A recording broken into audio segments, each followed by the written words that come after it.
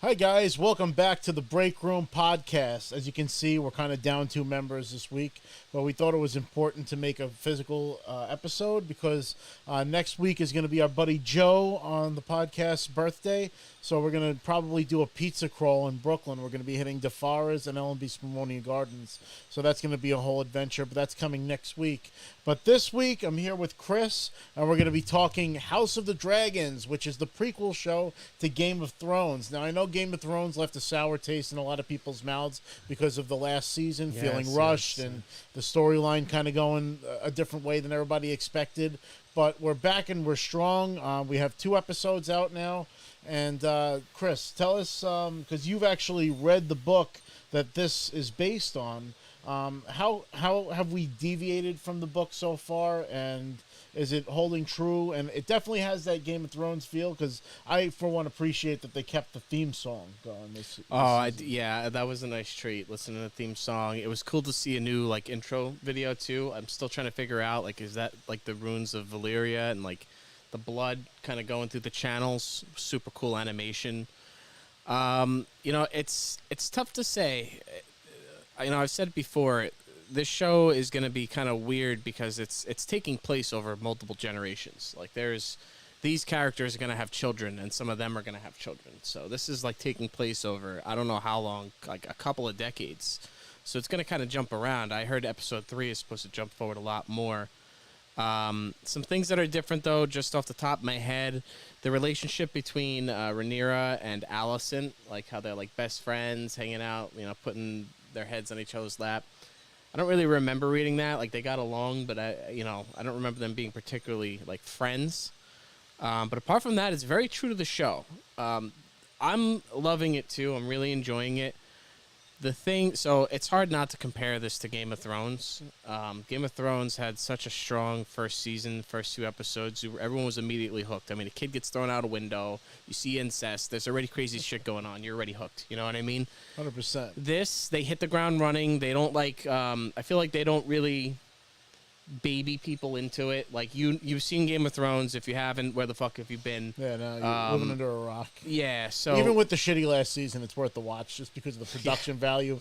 I would say that Game of Thrones is second to none with the costume designs, and some of the CG that you see on television is some of the finest. And I feel like they have an even bigger budget now than they did when Game of Thrones came out. So you're going to see more of those dragons and stuff like that, as opposed to, we only got to see the dire wolf once in a while because they didn't have the budget to show off all that that technology. But I mean, technology is advanced even since Game of Thrones started, so definitely I'm sure that they can create higher production value with less money.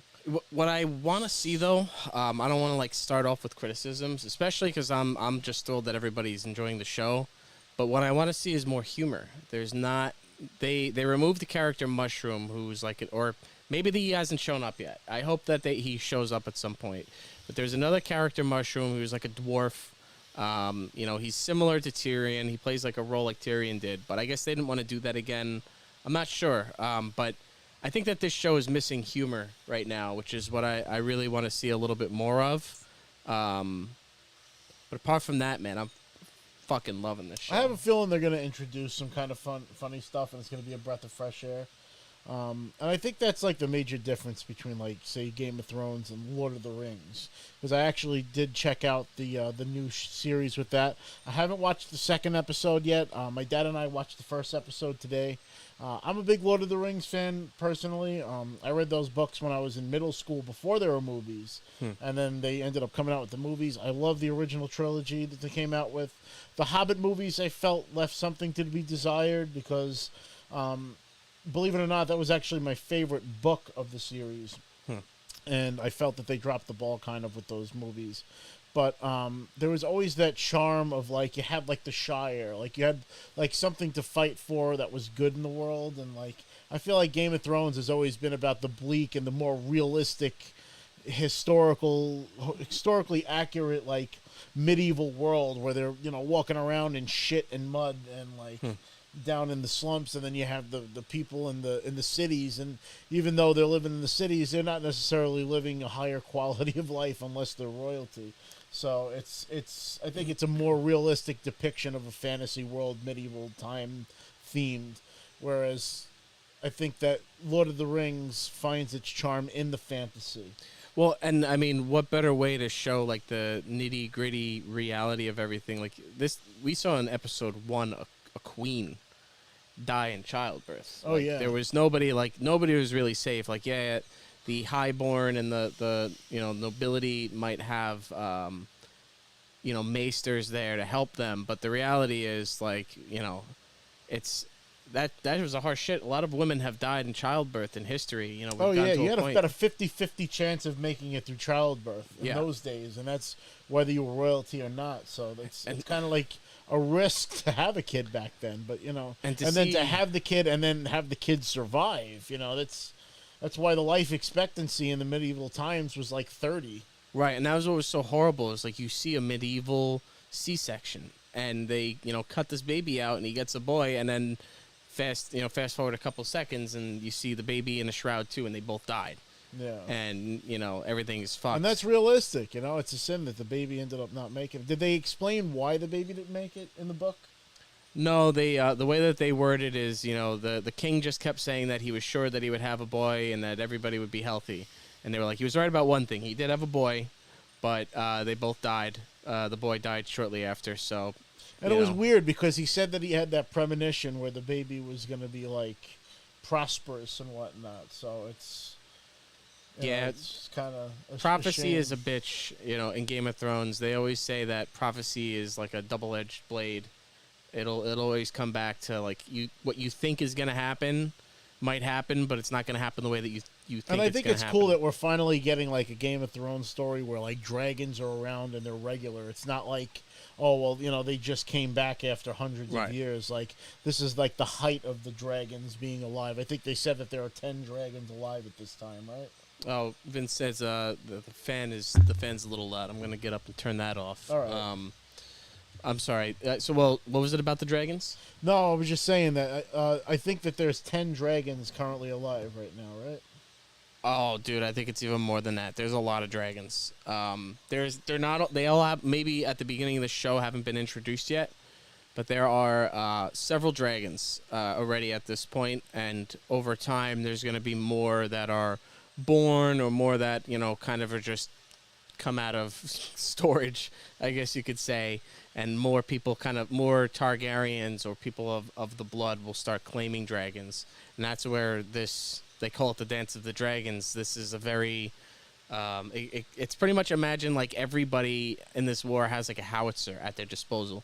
Some are smaller than others. Some are young and fast. Other ones are old and strong or starting to get weak. So just to take a look at some of the comments. Can you see the comments? Yeah, I actually have some comments so here. Yeah, so read through those. I'm going to try to fix the fan. I'm going to go back to the beginning.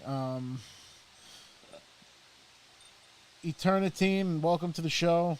Brand new viewer. It's happy to see you guys tune into the show. Chris is doing some acrobatics over here. It's good. Oh, jeez. What's up, Phil? Tricky Ricky. But how is everybody enjoying the show right now? What's up? Yeah, I was in the house.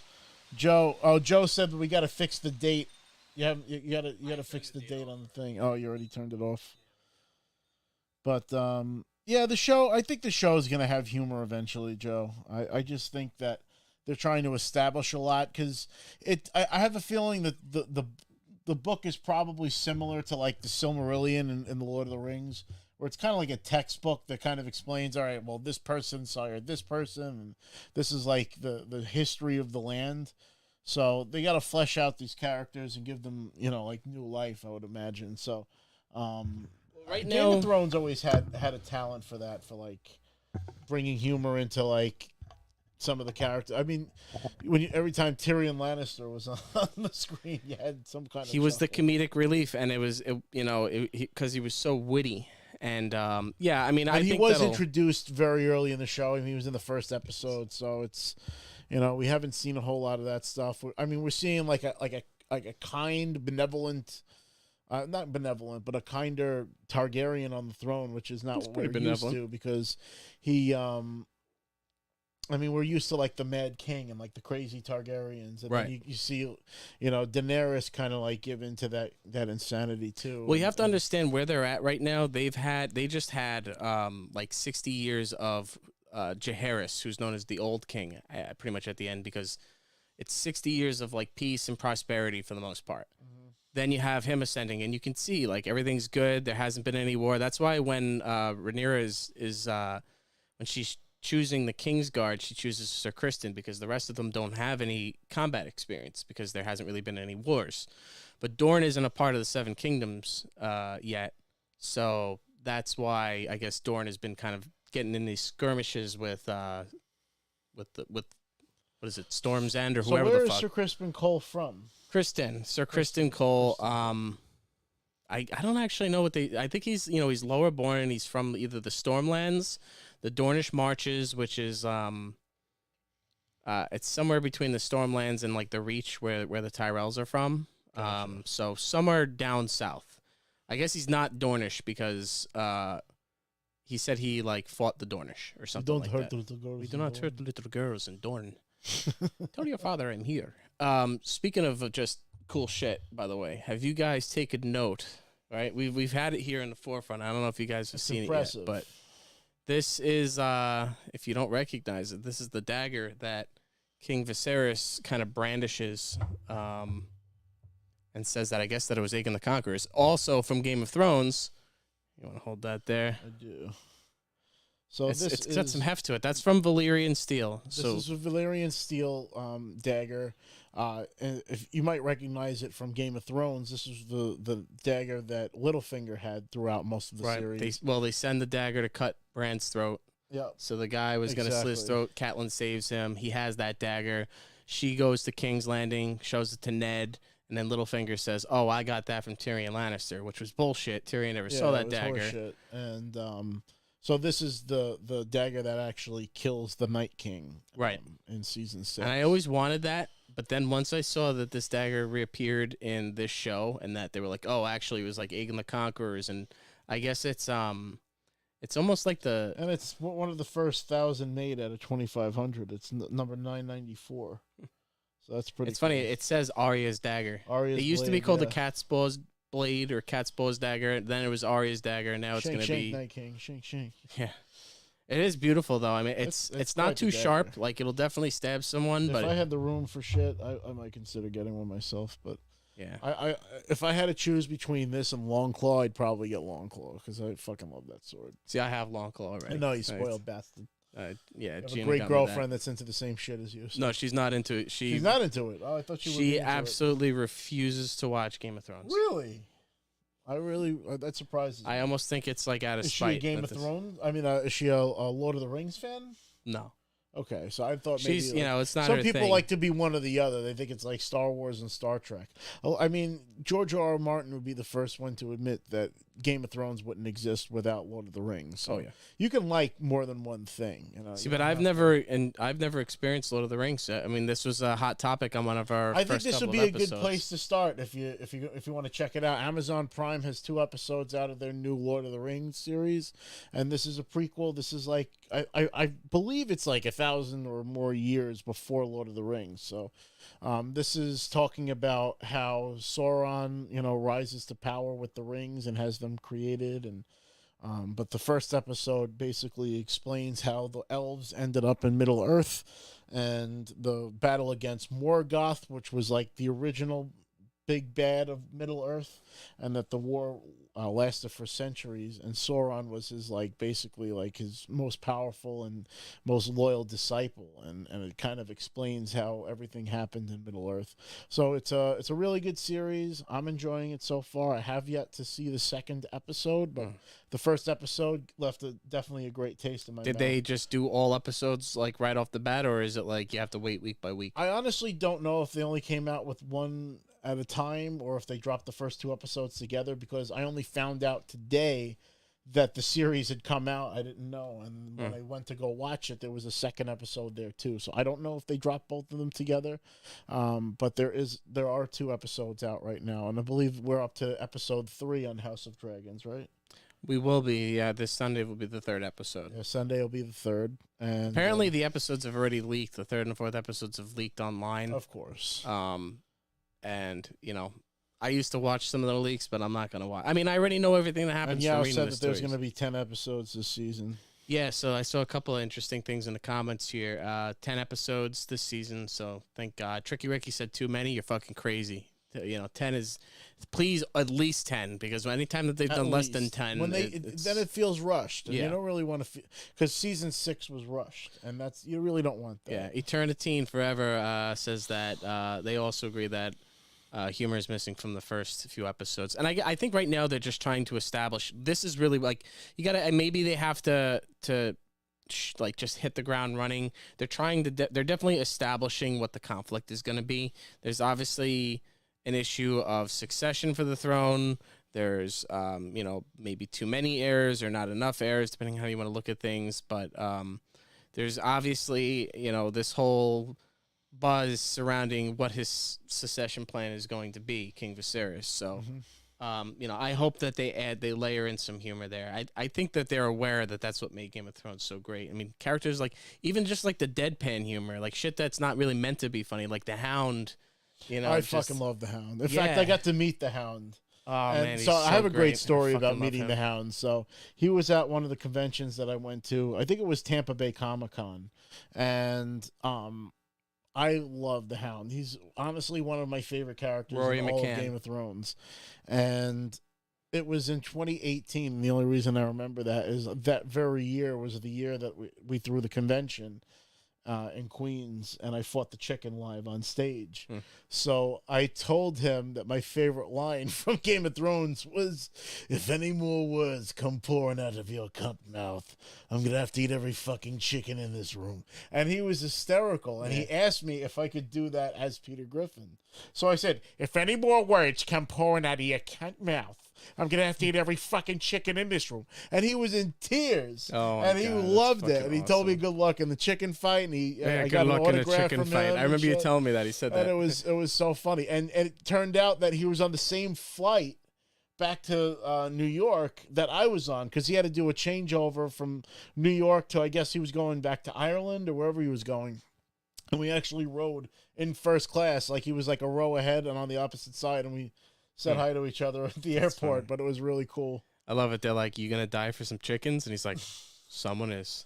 Yeah, no, that's one of my favorites. But that, like even that type of humor, and Robert was just, there was a lot of funny stuff. Tyrion, obviously, the whores, like all the ridiculousness. I really want to see that. I'll stop saying it. I hope that it pops up. I'm enjoying it so far. It's definitely got that feel, especially that they're playing the theme song. Yeah.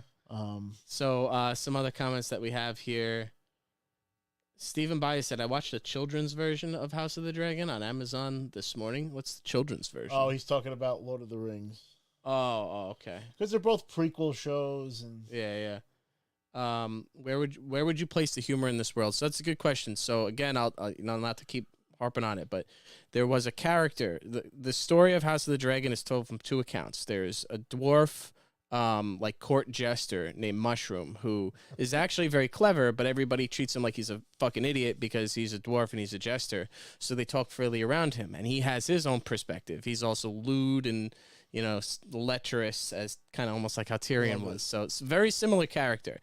And then you have a maester who tells things usually with less gratuitous detail, and sometimes their accounts like agree, and then other times they differ. Usually the maester is like very mom, like hush or whatever about what happened, whereas Mushroom would be like, "Oh yeah, they were like fucking each other and this and this and that happened." So Mushroom, for whatever reason, isn't in this show yet, and I have to imagine it's because they just didn't want to make it feel like the same exact show. And how do you follow Peter Dinklage? I think maybe they could have made him not be a dwarf, maybe just make him like some like little chubby fucking goofy court jester, you know what I mean? Yeah. So I mean, that's where the humor would be placed in the world, but without him, I don't know, but hopefully they find a way. Some of the other things that we got in the comments here. I love the first two episodes of House of the Dragons, but I have friends that read the novels religiously, and now I have to avoid them for a few months. Yeah, man, that's me. Like, I know everything. And he does. Like, he obsesses over it. Yeah, I mean, think- it's. How many times have you read these books? I have read Game of Thrones, like, or whatever you want to call it, the 5 books for A Song of Ice and Fire, plus all the other extended stuff, once. And I have listened to the audiobooks narrated by Roy Dotrice hundreds, if not thousands of times. I go to sleep listening to Game of Thrones audiobooks. I wake up and I already know where I am in the world, like, based on just what they're talking about. Like, I already know what chapter it is and everything. Like, I literally live, eat, sleep, everything Game of Thrones. Including this prequel book?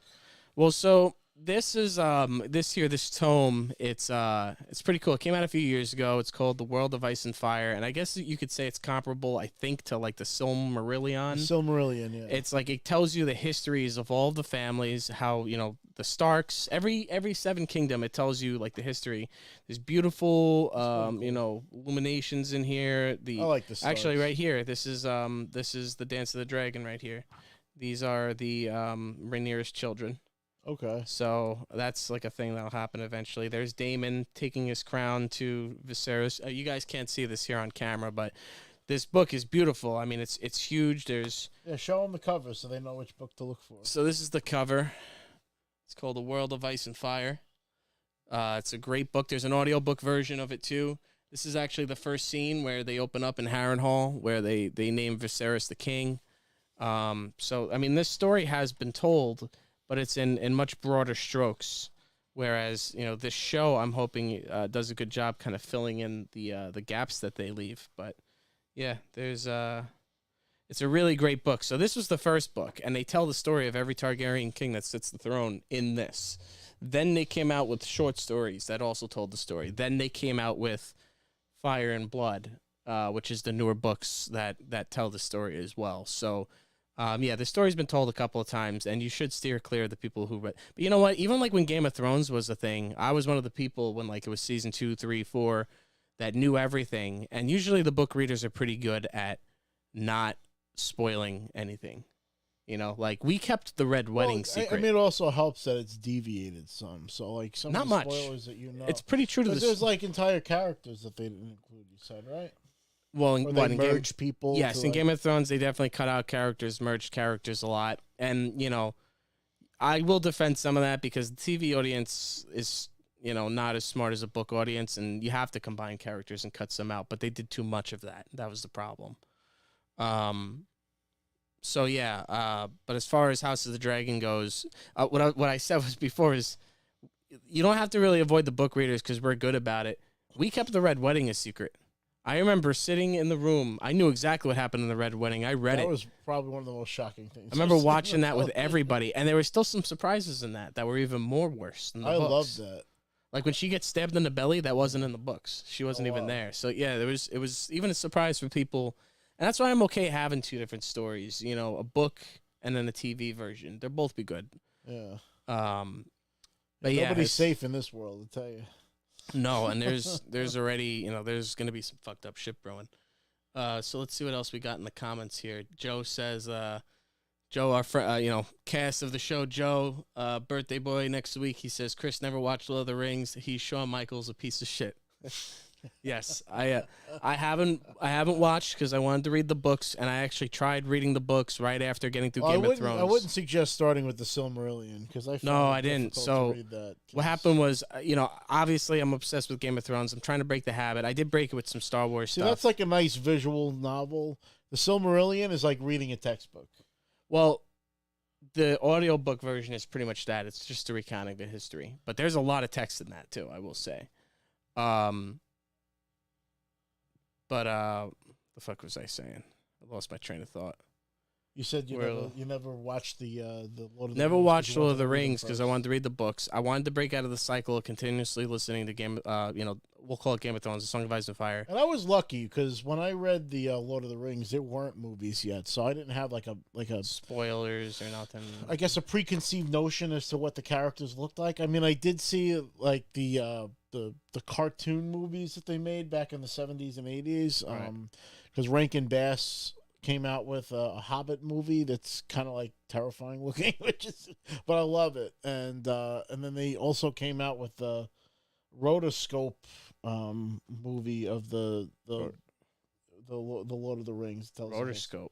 So basically, what they would do is they would take real footage of people, and then they would draw animation cells over it. So that's why you get some like footage back in the 80s and 70s that kind of looks realistic, but it's cartoon. Gotcha. Yeah. So yeah. they would actually, it's like that Take On Me video or like the heavy metal video or something like that. Yeah. Interesting. So that's the technology that they put into that movie. And I had the bed sheets, funny enough, as a kid. But it was funny because my dad had this gold foil box set of all of the books from like the 70s that was gifted to him for a birthday, and he read them back then. And I had in middle school, I had to read books for my English class, and I saw that books set on the shelf, and it always intrigued me because it's gold foil. So I was like, what are those books? He's like, oh, those are the Lord of the Rings books. He was like, you should read them, they're really good. So I took his advice. I started with The Hobbit, and I fell in love instantly with that world. That's the problem for me right there. See, you were a kid and you started with The Hobbit. For me, I came off of Game of Thrones, which is murderous, lecherous craziness, and I went and I started with The Hobbit because that's kind of the order. Well, The Hobbit was written to be a children's story for his kids, and that's not a knock on the book series or anything. He ended up deciding to, make a more enriched world, and built the Lord of the Rings around that original story. Yeah, and built a story around the ring that was found in the original Hobbit story, but where he actually exceeded what George R. R. Martin did is he actually was a cartographer. He actually drew his own maps by hand. He wrote poetry. He created languages. The guy really created like a real tangible world with the Lord of the Rings. And it's really the grandfather of high fantasy today. Oh, absolutely. You wouldn't have Dungeons and Dragons or Game of Thrones or any of these things. You might even not have something like Star Wars, because it really told like the hero's journey, and we'd have it had a resurgence in the 60s. I mean, even the guy that played Spock, Leonard Nimoy, had a music video about Bilbo Baggins. So there was definitely like this hippie movement that was definitely into the Lord of the Rings. So it's funny to see multi-generations coming back to the original stories. And in my opinion, they're some of the finest high fantasy stories that you'll ever read. And I remember being so engrossed in those books when I read them that like they were lost in this forest, and it took me, a few days to get through this section of the book because we would only get to read for, say, 20 minutes at a time. So I really felt like I was lost in this forest with them. And when they finally get out of the forest, like I felt this breath of fresh air, like I finally got over this hurdle. Right. And it was like, that's how deep I got into those books. And then I shit you not, after I had finished The Return of the King, I want to say like 2 or 3 months later, they announced that Peter Jackson was going to be making movies. And I was like, what are the chances? I read these books that had been sitting in my basement for 30 years at the time, and then all of a sudden now they're making these movies. And I think they did a fantastic job. And just like with the Game of Thrones, there are entire characters like Tom Bombadil, who's like this magical guy that lives in the forest. He's completely cut out of those movies. And even with the ultra extended editions, they're still missing shit. Well, you figure each movie, there was 3 movies and they were like 3 hours each, so that's 9 hours or something. They actually have 4-hour versions of them now, so it's 12 hours of footage. But it's hard to compare that to like a TV show where you get, it is, because you're honestly dozens. getting probably around 10 to 12 hours of footage if you're getting an hour-long episode of Game of Thrones, and that's if you're lucky. 'Cause I feel like the last episode of House of Dragons was 50 minutes? I don't know. 53 minutes? Yeah, we had it up. It wasn't a full hour, but the Lord of the Rings show was actually a full hour. Yeah, I'm sure it'll, vary around an hour or whatever. It's funny though what books can do, like where they take you like to that mental, like to that headspace where it's like you're actually in the forest. Like I remember the trial by combat of Oberyn Martell fighting the Mountain reading that, and like I am like my heart was racing Yeah. as I'm turning the pages, and I could not like turn away, and like just reading everything, and you know, not having the show version of it, which was really pretty dead on, I would Yeah. say. But That was a fantastic fight. oh man, it was a fantastic fight, and in the books, it's like, oh, And then he it's, turned into the fucking Mandalorian. It's great. yeah. I'm glad to see him still doing stuff. So a couple. We got a lot going on in the comments here. Actually, Oh, we got a lot of people. Yeah, we got a good amount of people Very in here. nice. So let's take a look at some of these comments here. I'm trying to catch up. So yeah, I never watched Lord of the Rings. I'm a piece of shit. Stephen Bias said, "Can't stand when people hate something to hate it because it's a hip thing to do." Yeah, like Yeah, contrarian, fucking yeah, you know that. But that's how people are now. It's people feel like they need to I fucking don't like either to love limit or hate. myself to the splendors of the earth. You know? Yeah, I exactly. like to like everything. Joe hates Shawn Michaels. Phil Dunphy said, "At least 10, please." Yeah, 10 episodes. Yeah, definitely. That's not a hip thing to do. It's the law in Canada. So Vincent says, any characters you like, dislike, comparing to reading them in the books.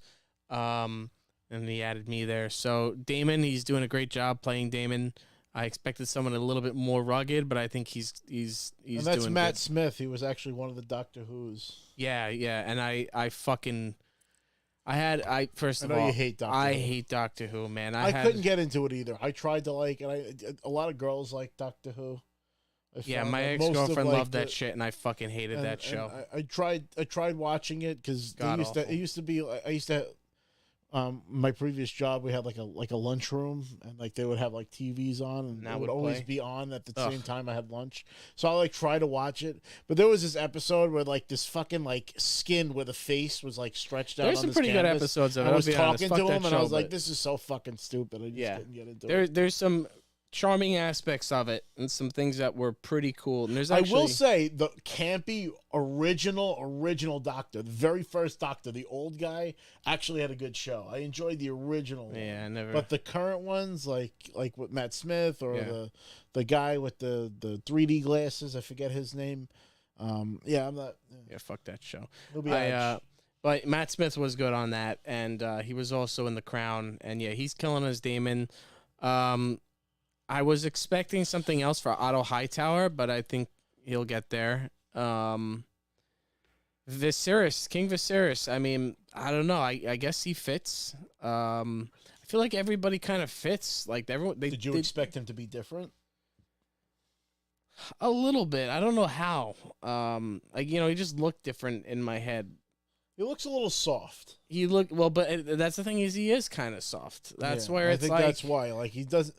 Like none of these guys seem like rugged. If anything, they almost seem like elf-like because they're pale skin and the light. And that hair. is the thing too. They're at a stage in society where in a sense they have grown soft.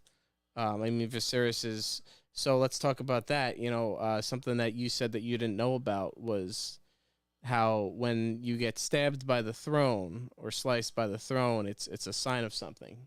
Yeah. You didn't know that. I didn't know that personally. So yeah, like I'm just a casual viewer of the show. I never read the books. I actually tried to start reading the first one, and I kind of got bored. you'd like the audiobooks. I think. I might give them a shot because it takes me a half hour to get to work. Yeah, So maybe dude, if I'm I telling put you, they pop it make on when I a go to commute work. to work enjoyable because they take you there. You could drive and pay attention. And I know to that it. it was a 1-for-1 replication of the first season in the first book. Pretty much it was very close. It was It very wasn't close. 1-for-1, but it was the closest it ever was. And I was like, all right, well, I saw this, so like, why do I need to listen to it over Sure, again? It's but like, there's more. I There's almost felt like skipping the first book and Don't. and going Yeah, into that's the good. second. I mean, I think Vin did that when he listened, but let's see what else we got in here. So yeah, I mean, characters I like or dislike. There's just characters I'm waiting to see. I think is really what it is because there's a lot more key players, but I keep trying to remind We're myself. only 2 episodes in. We're only 2 episodes in, and this takes place over decades. And if you try to introduce too many characters at once, people are gonna not like that. So if they find a way to tactfully introduce some of the characters I'm waiting to see. And Targaryens don't live abnormally long, right? No, they are. Targaryens do have magical properties. So Targaryens are usually resistant to disease, which is tying back to what we were talking about with how Viserys, the first episode, they show that Viserys has like a cut on his back that won't heal, and that's from the throne. And then I think in episode 2 now he's missing a finger. Like they were talking about like chopping off the finger because he cut it on the throne. So that's like a running, I don't want to call it a gag, but it's like a sign that they're not worthy of the throne. So there's a couple of kings that, Targaryen kings that have sat the Iron Throne, and non-Targaryens. Joffrey slices himself on the throne, and that's like a symbol from the gods or from the throne itself or whatever it may be, that person is, that the throne is like rejecting them or spurning them, or that they're not worthy of it. So I mean, you could see Viserys is already kind of dealing with that.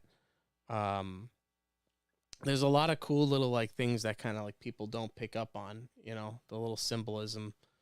No, that's why I enjoy the show, and I'm looking forward to some more of that, deep cut history stuff. And it's interesting to say that like the Targaryens are resistant to like disease and stuff, because they make a point to mention that even in the Lord of the Rings show, where the elves don't really get like sick. Targaryens are kind of elves in a sense, I guess you could say. They seem like elves because they like asked the elf like, do they have healers with the elves? And he said yes, but in a different sense, because they don't, any kind of wound that happens to them kind of heals naturally. Then their healers are almost like artisans that like try to find like the joy in life, if anything. Yeah, I mean, Targaryens can definitely get cut or wounded, but they don't get like illnesses. Like, if you remember Daenerys walking through the crowd of people that were like infected with the plague and she didn't get it. This is for whatever reason. Probably there's fire in their blood, it burns away, whatever bullshit. But Targaryens they're special. That's what actually gives them that specialness, though. Was there a pact made at some point in ancient the Valyrians were heavy in blood magic. I mean, they alluded to it, I think, even in the first episode. The Valyrians, so the Targaryens are from Valyria. Valyria was in Essos on the eastern continent. And pretty much what happened was a few hundred years ago, before this show even, there was a Targaryen girl named Dana the Dreamer, I think, or Dana the Dreamer. And she foresaw the doom of Valyria, that something bad was going to happen, and pretty much convinced her family or father, whoever, to flee Valyria. So the Targaryens leave Valyria. All the Valyrians are kind of like, oh, fuck you guys, you're stupid. And then the Doom of Valyria happens. Nobody really knows what the Doom of Valyria was, but all of a sudden, the most advanced city in the world, where they had these crazy towers and dragons everywhere, and it was like some Final Fantasy shit, just like fucking like imploded. The volcanic eruptions, all kinds of horrible things, monsters. Nobody really knows. Anybody that goes there dies. It's fucked. So could it be because they left? No, What was gonna happen whether they left? They have this, prophecy, because this girl saw, the doom of Valyria, which led them, and over a couple of generations, eventually Aegon the Conqueror decides, I'm going to go conquer Westeros. And Viserys says, as he handles this blade in episode 1 and tells Rhaenyra that, she's his heir, she said that he foresaw the long night and like the end of the world pretty much. And, he didn't just come west to Westeros to conquer, but to, save the world pretty much. And that I thought was awesome, because that's not something that's in the books at all. And I think that is just a really cool, I don't know if you want to call it an Easter egg, but it's like kind of a new piece of lore that definitely makes sense. I mean, why did, It ties it to the story that we know, so. Exactly. And it adds significance to this dagger, because they have this dagger. I guess the prophecy tells that this dagger will be what, maybe this is Lightbringer. You know what I mean? Like, this is the dagger that stabs the Night King and kills him. So, he foresaw that. So the prophecy is what gives them some special powers. Blood magic, it's something in their blood. They say they have the blood of the dragon. Dragons are magic. They just are. Why, I don't know exactly, but genetically they are, and that's why they incest a lot, because they want to keep the line pure. Speaking of incest, Phil Dunphy asks, what do you say here?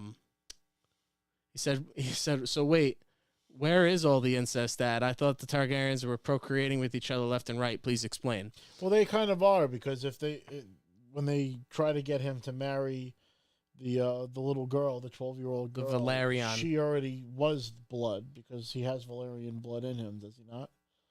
The king. they're kind of related. I'm sure in the generations before, the Valerians, the sea snake. And she has Targaryen in her blood. I don't remember if the Valerians have Targaryen in them. Well, the mother's Targaryen. The mother's Targaryen and the father is Valerian. Yes. So the sea like snake cousins, married a Targaryen. You're correct. Yeah. She married... So that little girl's like half Targaryen. Yes. So that's why they were it trying still to makes... But she would be like a second or third cousin or something like that. But it's still blood, you know what I mean? It's blood, still yes. incest. Well, so here's the thing. Aegon the Conqueror conquers Westeros with his two sisters, Rhaenys and Visenya. He marries both of them. He has a daughter with each of them. He loved one sister more than the other. The other one was kind of, smarter and, kind of a bitch, but also like a good ruler and kind of, whatever. His one son, Aenys, inherits the throne after Aegon the Conqueror passes, but he's kind of weak and ineffectual and never lives up to his father. Anus. I specifically say Aenys because people read it and see anus. Anus. His name was Aenys, yes. Aenys Targaryen. He was a real asshole. You have to be very careful. He was a real asshole. He was a weak asshole. Yeah, that's so funny. Yes, it does. It's Aenys, but it spells anus, but we say Aenys to try to. It's like Uranus. Uranus.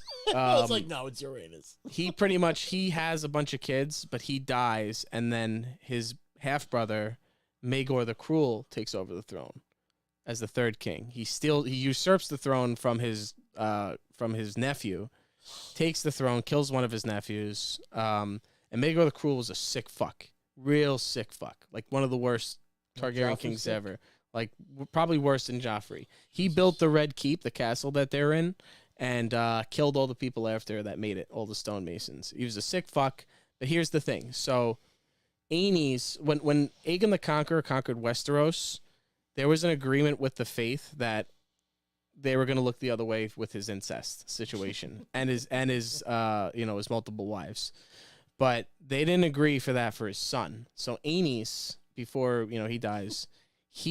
one of his kids, I think, he's married to a Valerian. So the Valerians already, right off the bat, are part of the Targaryen lineage. Their blood is part of the Targaryen. But yeah, long story short, there's like a big battle with the faith because the seven, like the church, the sept, whatever you want to call it, the holy people. Because then like when more Targaryens start incesting, they're like, no. We look the other way for Aegon the Conqueror, but we're not going to look the way for all of you. This is an abomination. And there was a huge war with the faith, where the faith actually had a military. And long story short, Maegor the Cruel ends up like killing most of them. It's a fucking ruthless battle with the faith. And at the end of it all, when Maegor dies and Jaehaerys, his nephew, I think, Aenys' son, when he inherits the throne, they make peace with the faith and establish a rule of, they call it the Rule of Exceptionalism. And pretty much what it establishes, first of all, the faith doesn't have a military anymore. The crown will defend the faith. So the crown is the faith's military, and that kind of unites them with the crown. And they also establish that Targaryens are an exception to some of the rules that other people have to abide by. Because they're magical in nature, obviously... Like the U.S. Congress. They can fly... Well, but they can fly dragons, you know what I mean? They're the only ones that can fly dragons. So obviously there's something about them that makes them special, and they have to keep that bloodline pure, so it kind of gives them permission to do the incest thing. Now, to answer your question, Phil, because I've been going on a while, where is the incest at? To be continued. It's coming. There's going to be some incest coming, but it might be a little while until you see it. But there's definitely some incest, and there's also some cucking going on too. Oh, nice. Yeah, everyone loves a good cucking. Definitely some cucking going on. Some illegitimate children. Joke like they says almost fucked a 12-year-old. Yeah, 12-year-olds, dude. Yeah, she didn't have to bet him until she was 14. That's right. They were going to marry, but she wouldn't have to, until the ripe old age of 14. But that's also, that's like... Not that it's much better. They're trying to be historically accurate. Like, that's fucking what it was like then. It's fucked up. And I mean, you could see Viserys wasn't comfortable with the idea of it. No, he did not want none of that. Glad they didn't lean into that. Pick the fucking redheaded chick. Yeah. How many spoilers would you like, Phil? Yeah, they left out Lady Stoneheart. Just looking at some of these comments here. Who's Lady Stoneheart? Phil says, Chris, lay off the TV watchers. A lot of things were cut and combined for the sole purpose of time and budget. That's the other thing that people don't realize is not only are they cutting these things for, the attention span or whatever, but these TV shows are constrained by a budget and reality. Like, they're able to create some crazy things with visual effects, but they're not able to do the shit that George R. R. Martin does. There's no budget big enough. I mean, they do a goddamn good job. The Battle of the Bastards, they've really pushed cinema forward. But yeah, ultimately budget is a thing, and that's why some things are watered down, unfortunately, and that's why books will always kind of be a better medium if you want a more. Well, you can really flesh out a world in a book, whereas there's budget constraints, there's time constraints. They can't do all that stuff on a TV show. You really, and TV audience has a attention span, and you can't get too dry with the stuff. Yeah, you can't animate every fart and shit. They say series popping up on my computer. Vim was saying the reactions to the Red Weddings were everything. They were. I remember being in the room. We were together for that, weren't we? I think everyone was together. I don't even remember where I was or who was there. I just remember everybody was shitting themselves, and I was remember like, we got fucking stoned as hell. Yeah, for that episode with the where the many face guy kept peeling all the faces off. And I'm just sitting there like, what the fuck is happening? I think I was too stoned for that episode. I ended up having to watch it again. That was great. Phil was asking, was a 12-year-old a Targaryen? No, she was a Valerian. So they are. She's half Valyrian. Half it's confusing. It's because they're from Valyria. They're Valyrian, but the last name of the Sea Snakes family is Valerian. But they're the same culture. But her mother is a Targaryen. Her mother was a Targaryen. That's correct. The old king's daughter. Well, that's why it would be a strong uniting of the houses to have like the king of that, with them, and it would unite that land basically. Well, that's the thing is, there's different branches now of the family that have technically some sort of claim to the throne, and what Viserys really is trying to do is merge everything and make everything right. What do the Hightowers bring to the crown? Well, so the Hightowers kind of came onto the scene. I don't remember if Otto Hightower served as Jaehaerys's hand of the king at one point or another, but he's Viserys's hand of the king. So he's a trusted advisor. He's good at ruling the kingdom. But he is not like the Lord. He's like the second son, and he's grasping. I mean, you could already see it. He sends his daughter in there to fucking charm Viserys, and obviously it works because he ends up marrying her. So you can see that he's plotting. He almost seems like a Littlefingery kind of guy. Character. That's what I was thinking. Yeah, and Alicent, I mean, it's interesting because I never really I think they do a decent job in the show showing that she is kind of a victim in all this. I mean, she didn't want any of that shit. She's doing her father's bidding. So, she's kind of a victim in all of this, or just, I guess what they really don't explain, though, is like the gift she gives him with the little stone dragon. Like, she shows care. Was that of her own volition, or was that well, her father kept her father was encouraging the visits. I think that she was making maybe like the best of the situation and just trying to be as honest as a person. It doesn't seem like she doesn't seem like a bad match for him because she seems like a kind person and he's kind of like. Well, the thing is too, he knows her, at least in the books, he knows her because she took care of the old king, Jaehaerys, his grandfather or whatever, when he was dying. So he was at the castle, he saw her, she helped take care of an old dying man that was, the king before him. So he already kind of had some interaction with her. And I mean, when you look at his choices, it's, a 12-year-old girl, or whatever she was, 8, I don't know.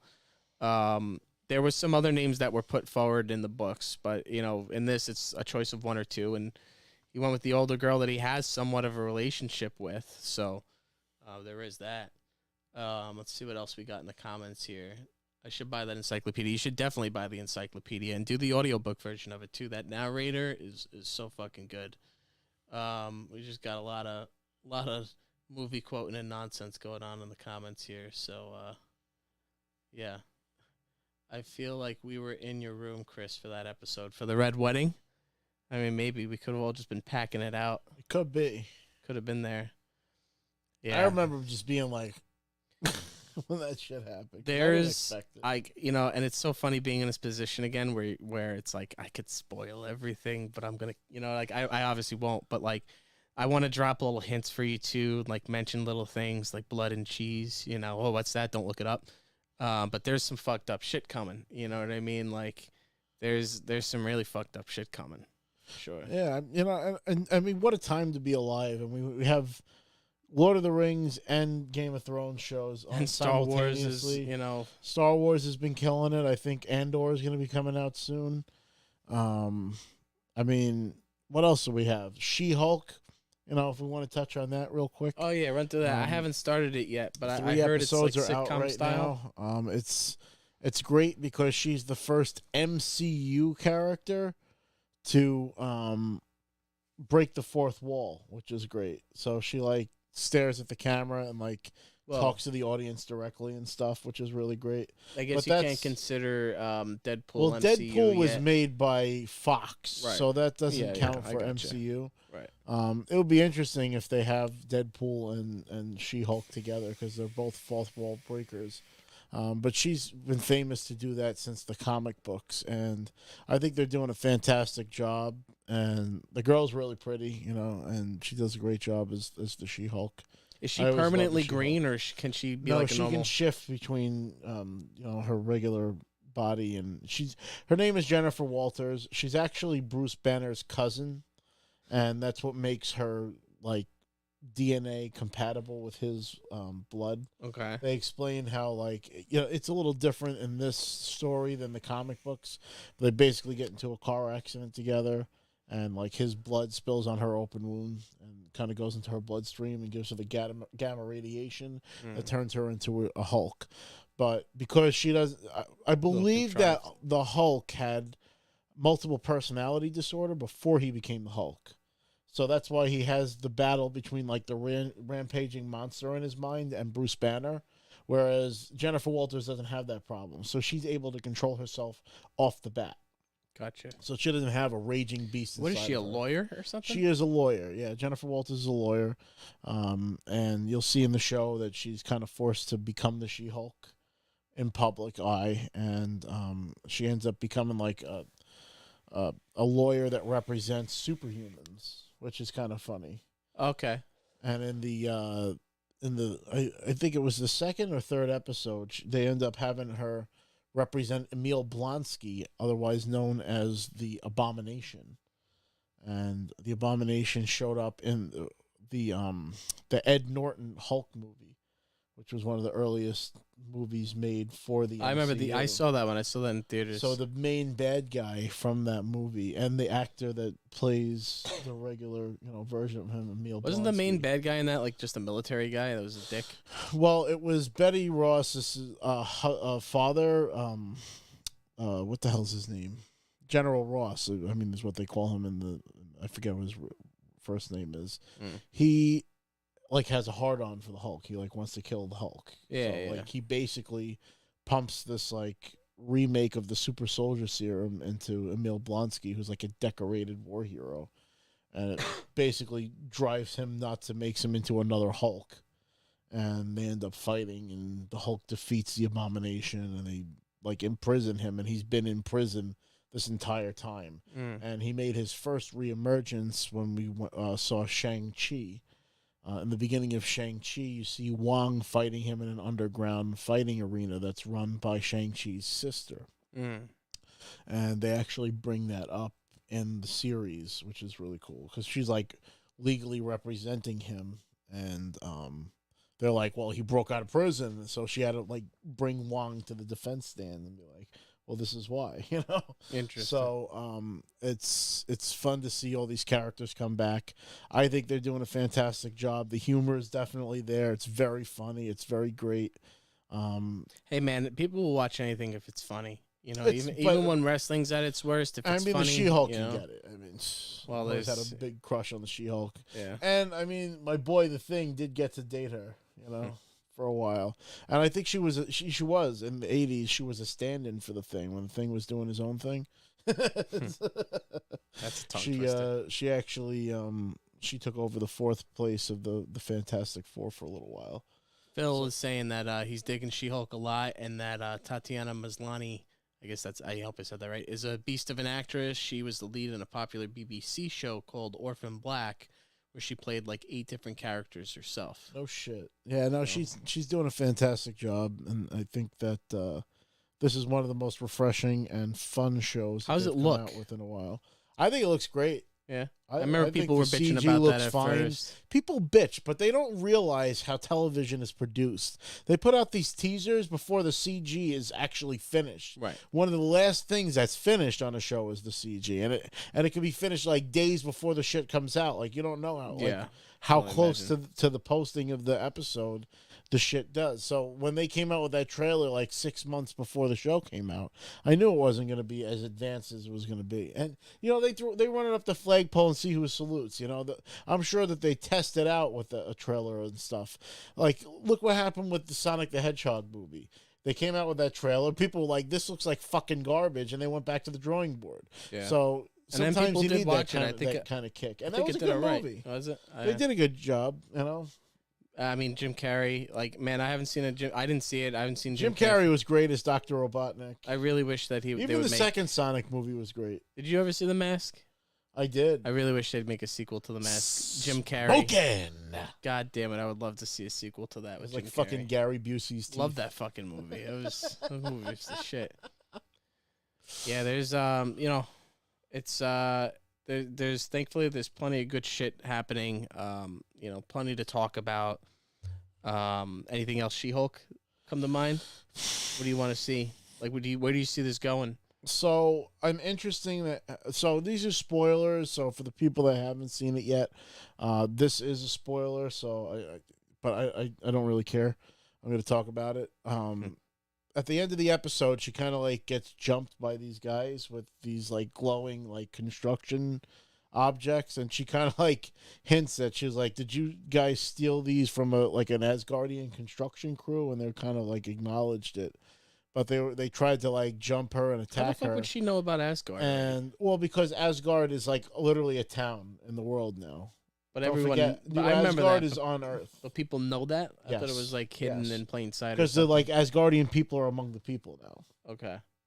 But what ends up happening is they have like a crowbar and a mace and all that shit, and I believe that's gonna be that's like an Easter egg to the Wrecking Crew.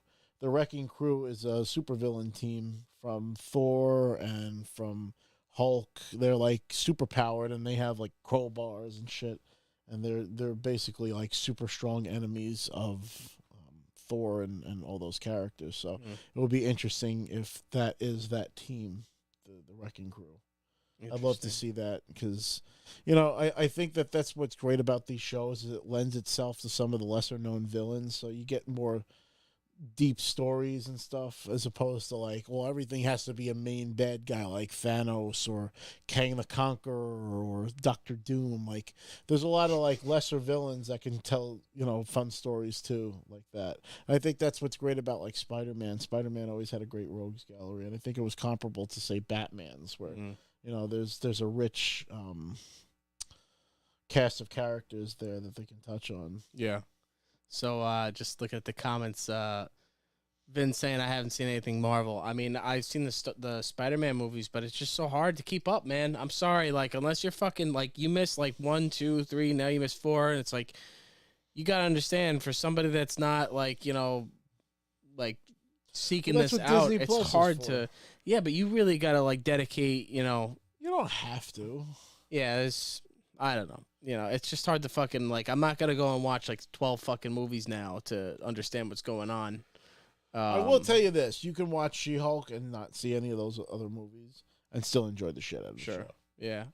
Doctor Strange, fucking Iron Man. There's a couple few and far between, but, it's hard for me to catch Iron Man was the start of it all. And I think it was smart the way that they made those movies come out. I mean, they couldn't start with Guardians of the Galaxy. They would have lost people because it was like, all right, it's too cosmic-y and spacey. They kind of started it grounded. This could have happened. A rich guy and that's genius developing this suit and shit. Like he wasn't going to space and talking to aliens and shit. Yeah.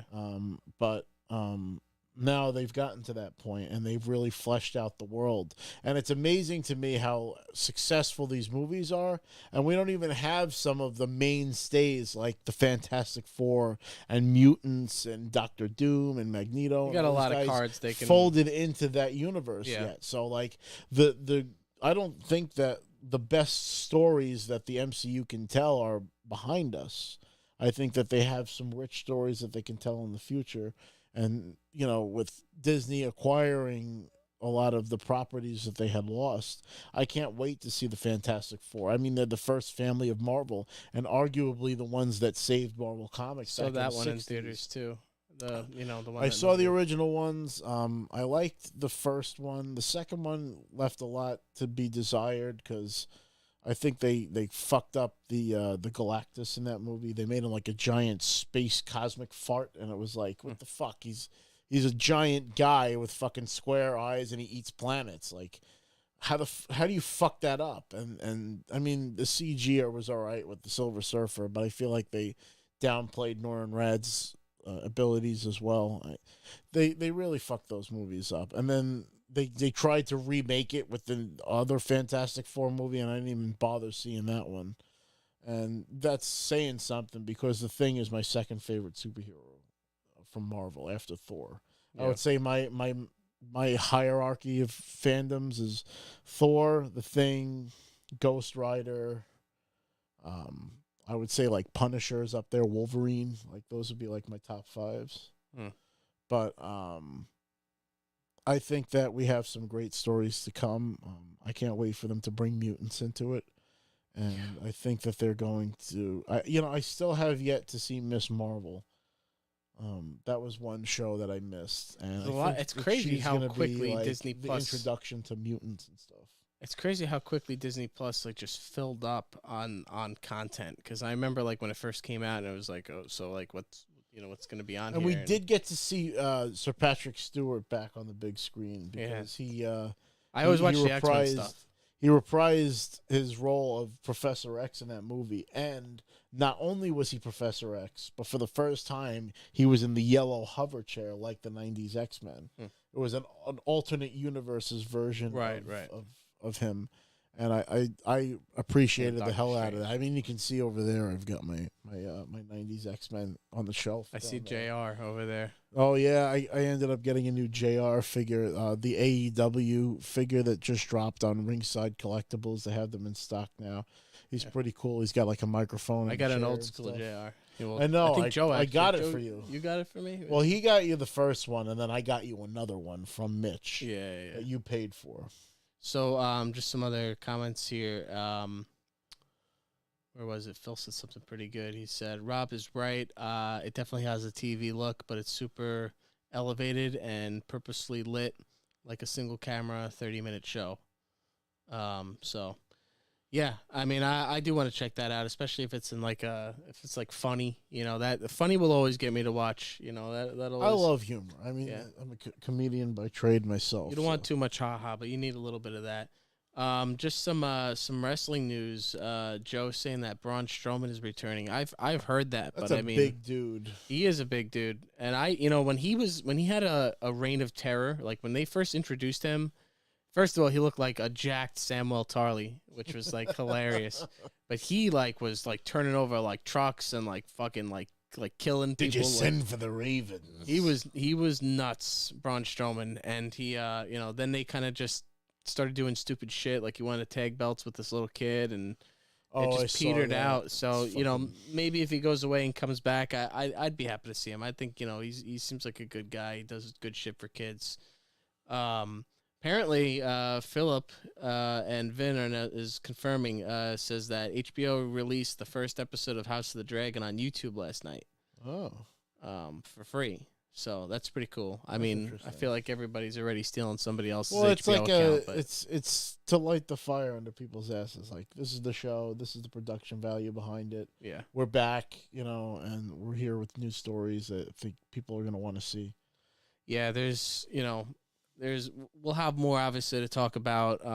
We'll see if we're gonna do a reaction episode maybe on Monday or if I think that's what we might end up doing. Is either Sunday or Monday we'll have a reaction post episode 3, where we'll talk about it more in depth. So definitely looking forward to that. I'm gonna show off my little son here. Show him off the baby. I got my little boy here for the show. He's tuning in, little Joey, because his mom is on vacation right now, and he's my son. So whenever she goes away, he's mine. And I just wanted to acknowledge his presence on the show. He's just quiet as a lamb here, but yeah, he's been sitting here very quietly between us, and every now and then he'll cry because he wants Rob to pet him. He's a handsome boy. He's a good boy. Get that little boy. But shit, I mean, what else? Anything else going on? I think that's what we got for this week. That's the TV news. The House of the Dragons. I have high hopes for it. I try not to set myself up for too much disaster, but the show has been good so far. And if it's got the shocking reality of the horrors of the world of Westeros, like Game of Thrones did, I think we're in for a treat. The Lord of the Rings show is, I think, going to be a really good show as well, and I think it's fun to have both shows running at the same time, so everybody wins. It's a fantasy war in a sense. And I'm enjoying, like I said, I'm enjoying the shit out of She-Hulk. So there's some really good TV right now because it's winding to the end of the summer now, so it's going to start being start getting colder, and the nights are going to start being longer. So that actually reminds me, tomorrow is time for the shows to come out. Yeah, even wrestling tomorrow they have Clash at the Castle, so that's supposed to be like a big pay-per-view in the UK. And there's been a bunch of rumors with AEW. Apparently Malachi Black or Aleister Black or whatever you want to call him requested his release. So he was a guy that was WWE and then went to AEW, and now apparently requested his release. His wife is Zelina Vega, who is a wrestler in WWE. Do you think we're going to see a lot more moves like that now that Triple H and Shawn Michaels are going to be? There's another guy, Bobby Fish, who was, big, I guess, in NXT with Triple H, and he was released. So he went to AEW, but apparently his contract's already expired, and he's not with the company. I mean, it's all hearsay and rumor. We don't really know what's what, but. There's rumors that, talent are unhappy in AEW and, that they're having some problems, how true it is. Do you think that's because they're feeling the loss of Cody Rhodes?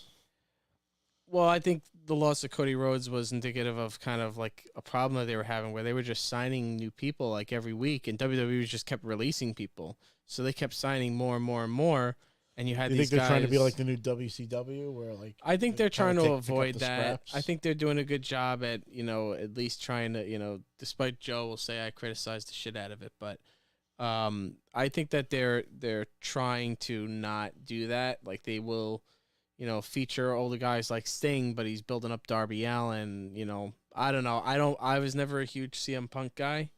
I mean, his promo was cool, but I wasn't like waiting for him to come back. I did enjoy his match against what's his name, Brock Lesnar, because it was kind of like a Wolverine versus Hulk match.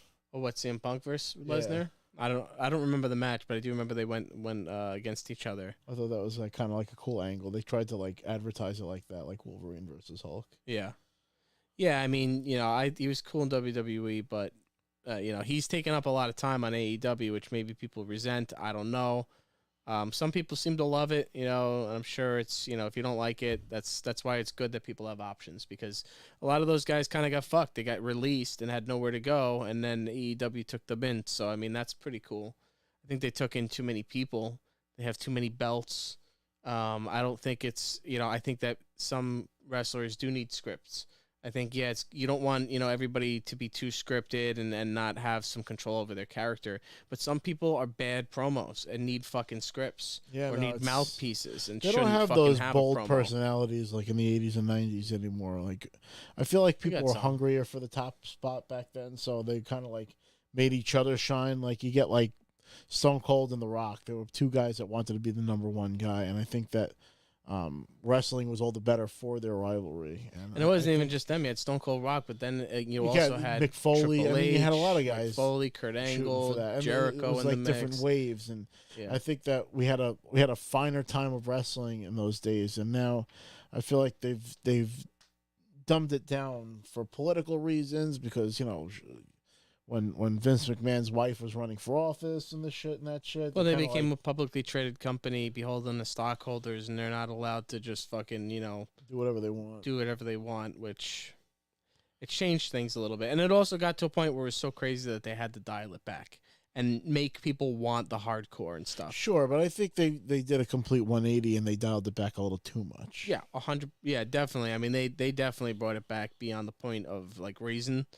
But they had to do it, and now, especially the last couple of years, sensitivities are a little bit higher, so it's tough for them to navigate it. But they are getting a little bit more edgy. I mean, they had like a promo between Seth Rollins and Matt Riddle, where like Seth Rollins said some shit about Matt Riddle's like baby mom or ex-girlfriend, like she on Twitter like fucking was calling him like a piece of shit and posting text messages where he said he wanted to be a porn star and all this shit. Oh my god. So like Seth Rollins brought that up in the promo and he was like, "Where are you? I'll fucking kill you." Like but it was like blurring out the fuck, but like it was like it was like a Jerry Springer type promo.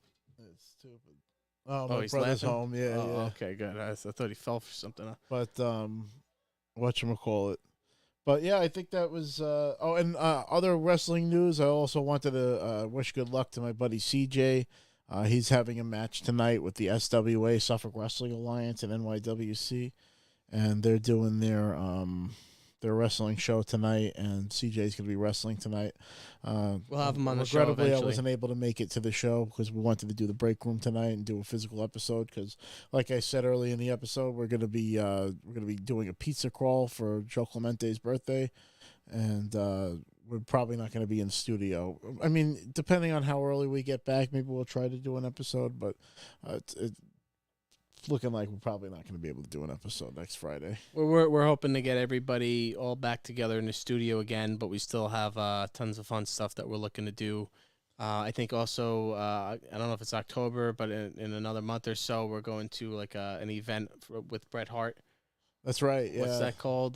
Joe convinced us to fucking spend $75. It was my fault because I sent him the flyer, and he's like, we gotta go. Fucking all right, we'll go to the next Shawn Michaels event too, maybe. Oh my god, yeah, that would be hilarious if Joe had to meet Shawn Michaels. You think he would call him a piece of shit to his face? No, he wouldn't call him a piece of shit. He'd be holding it in, but he wouldn't do it.